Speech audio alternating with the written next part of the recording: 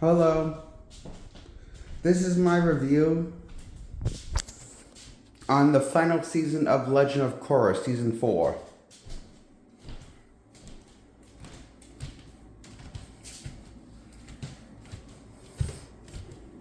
This game a place to sit.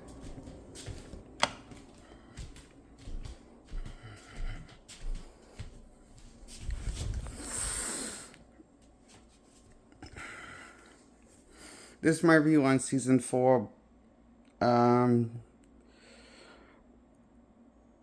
of Season 4, the final season of Legend of Korra.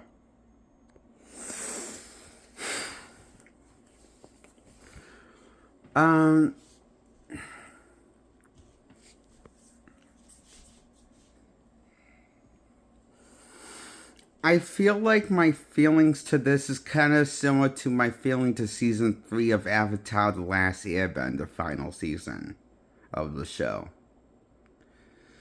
It feels like it doesn't come together whole well smoothly as a final chapter for this final season. It feels like another chapter in the series for future coming seasons, more than a conclusion. It feels less like a conclusion of Korra's character growth, because I feel like when season 3 wrapped up, that should have been the end of Korra's story, and maybe put a few 2 years on hold to come out with season 4 instead of releasing season 4 the same year after wrapping up with season 3. That I think was a mistake on my part. On my opinion, I think that was a mistake on their part, in my opinion. Is what I meant to say. Because it just like seems kind of odd how season 4 came out into the same year after season 3 wrapped up and came out. And, it's just kind of strange how, one ended in 2014, the other one began in 2014. And it is kind of strange how much like season 3 of Avatar The Last Airbender, the biggest problem, it doesn't really focus on the main characters it focused on in the past seasons. It focuses more on new characters that are the villains. It focuses more on the villains of the show and the villain struggle, and less of the heroes are more one-dimensional this time around, because it doesn't focus on them as often and gives them as much depth this time around, and makes them more flat and one-dimensional. And even Korra, because she has less screen time, and even the heroes have less screen time, and the villains have more screen time this time around, or the ones who are helping the villains, the heroes, like, that is working for the villains. And the villain this time around is kind of represents a female earthbender version of Hitler. How she operates and kind of dictates everything. And one of Korra's friends working with her and for her. And it's like kind of you see the imagery and you can tell that they're trying definitely take inspiration from World War II stuff with the action and how dark it goes in the season. That was one thing I think. I gotta admit, I think I do like this more than season 3 of Avatar: The Last Airbender as a final season, more than of the final season of Avatar: The Last Airbender final season. Because here's the thing, I think Legend of Korra and Avatar have something in common. The last season is actually the weakest out of the bunch. It all goes downhill once it goes to the final season. For better or for worse.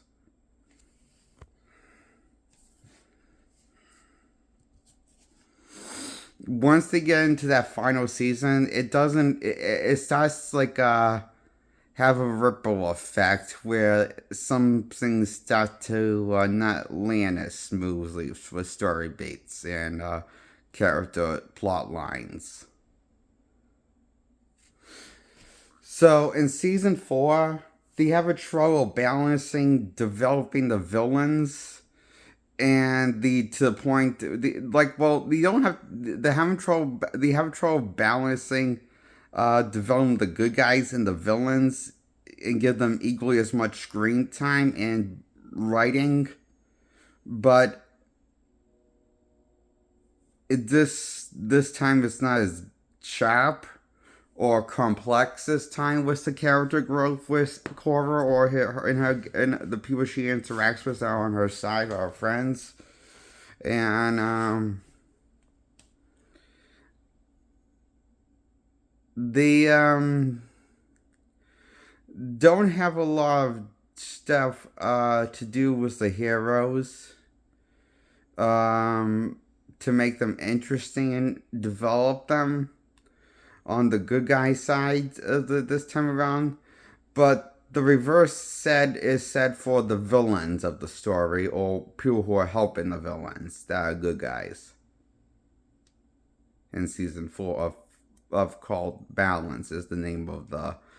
You know what's funny? The title of this season is called Balance, but this show final season doesn't feel a whole lot balanced for the finale of a final season. I mean, it's definitely a better final season than Avatar Last Airbender had with season 3.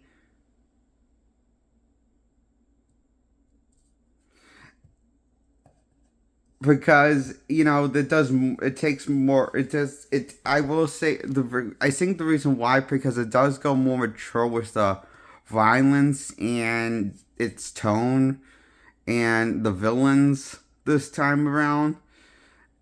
However, I think Aang the hero, his character arc was more how in his ending to season 3 was more thought out than Korra's ending and final scene with season 3 was her going with the girl in the spirit world for vacation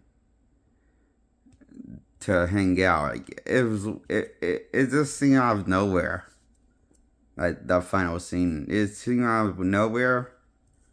It didn't go anywhere. It just didn't feel like nothing felt like it mattered or resolved with that was revolved around Korra's character growth.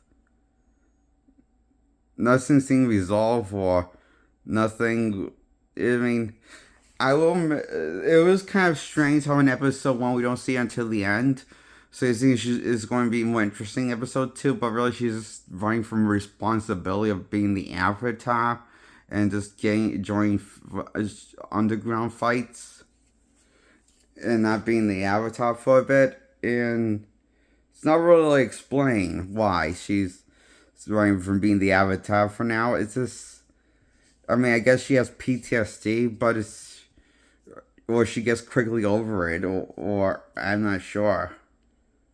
It feels like the character Korra in her own show in season 4 feels like an afterthought to put in the season 4, and she just feels like she has no relevance to the plot at this time around. Compared to Aang in season 3, where season 3 was pretty much was just a frosting on top of the first 2 seasons, where it was just like give closure to Aang being hinting out he might be that him ending might have a future with Katara after all, and while building on Zuko's mother being alive. And I hear they were going to go for season 4 with this show, the original show, and that's why it didn't end on a forwardly giving you closure note. It wanted to leave some stuff open for season 4 to go with the direction, so I guess we won't find out what happened to Zuko's mother with season 4. And so on. And but we never got a season 4 of the original show. We got a season 4 of Legend of Korra. And Legend of Korra really didn't feel like a whole lot of fallout thought put into the show. Like it didn't feel like that. Like I feel like they didn't put a whole lot of finish developing these characters, like on the heroes on the hero side, like Korra and her friends and the people who help her and team up with her in fights and stuff. I think this could have been better season. I will say it's more of a spectacle than season 3 of Avatar: Last Airbender. What this has got going for is a spectacle and mature violence than Avatar: Last Airbender with season 3. However, season 3 gives a more feels more like a for Avatar: Last Airbender the final season versus Legend of Korra final season does feel like it's more of a finished, thought out, written story for season 3 than Korra. You know what I'm trying to say is Korra felt like the whole scene with Korra season 4. It felt out of place compared to the first 3 seasons, even though it's a sequel to Avatar: The Last Airbender. And season 4 feels like it's kind of like a whole thing, despite how creative it is and ambition it is with the action and animation. I can't help but feel like the whole storytelling comes together feels like an afterthought. Like it didn't need to be made, but it just got made just because the first 3 seasons might have gotten like some praise. So they brought it back for a 4th season, and they don't know what to do with the other characters because there's so many characters in season 4 that are reoccurring characters with the new villain that mostly gets most of the screen time. That's the main villain of the show, of season 4.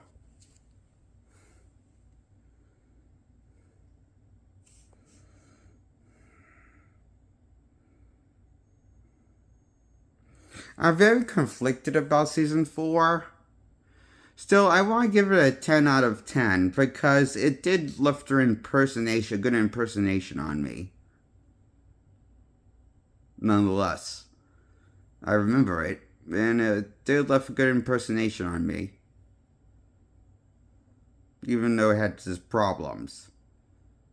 It was this final season of season 4 of The Legend of Korra, the sequel to Avatar: Last Airbender show.